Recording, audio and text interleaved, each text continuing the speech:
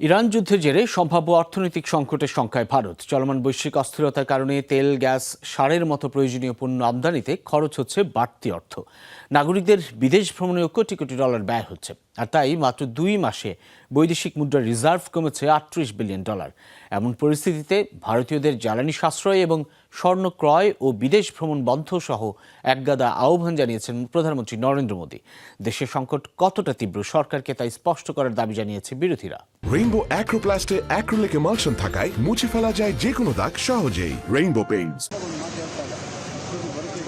Iran যুদ্ধের জেরে Hormuz প্রণালী কার্যত বন্ধ থাকায় ভুগতে হচ্ছে পুরো বিশ্বকেই। প্রায় 150 কোটি মানুষের দেশ ভারতেও পড়েছে প্রভাব। সরকার জ্বালানি সংকট না থাকার দাবি করলেও দেশটির প্রধানমন্ত্রী রোববারের এক ভাষণ নিয়ে শুরু হয়েছে ব্যাপক আলোচনা। তেলেঙ্গানায় এক জনসভায় দেওয়া ভাষণে জনগণকে জ্বালানি সাশ্রয়ে বেশ কিছু আহ্বান জানান মোদী। করোনার সময়ের মতোই ওয়ার্ক ফ্রম হোম ও অনলাইন মিটিংয়ের আহ্বান জানান তিনি। ব্যক্তিগত গাড়ির পরিবর্তে ব্যবহার করতে বলেছেন গণপরিবহন। রান্নায় তেলের ব্যবহার কমানো, 1 বছরের জন্য স্বর্ণ ক্রয় ও অপ্রয়োজনীয় বিদেশ ভ্রমণ বন্ধের আহ্বান জানান প্রধানমন্ত্রী। এমনকি সার ব্যবহার অর্ধেকে নামিয়ে আনতে বলেন কৃষকদের। জনগণকে হঠাৎ কেন এতটা সাশ্রয়ী হতে বলছেন মোদী? বিশ্বের 3য় বৃহত্তম তেল আমদানিকারক দেশ ভারত। সবচেয়ে বেশি ইউরিয়া সারও আমদানি করে দেশটি।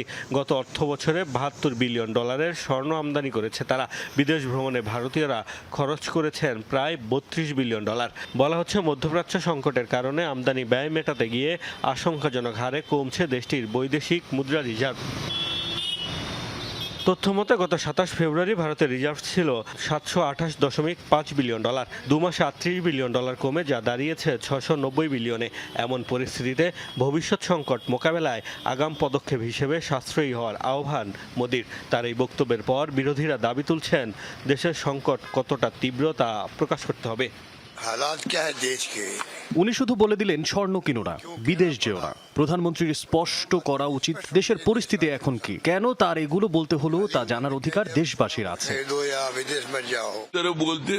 বিজেপিকে ভোট দিলে সবার উন্নতি হবে এমন বড় বড় বক্তৃতা দিয়েছে তারা, আর এখন আমাদের বলছে ডিজেল পেট্রোল কম ব্যবহার করতে, স্বর্ণ না কেনার জন্য বলছে। এসব লেকচার বন্ধ করে আদানি, আম্বানি আর গুজরাটের কোটিপতি ব্যবসায়ীদের বলুন দেশকে সাহায্য করতে। সংকটের মুহূর্তেও মোদীর একের পর এক রাজনৈতিক সমাবেশ ও বিদেশ ভ্রমণের কড়া সমালোচনা করছেন বিরোধীরা। মোস্তফা মাহমুদ, যমুনা নিউজ।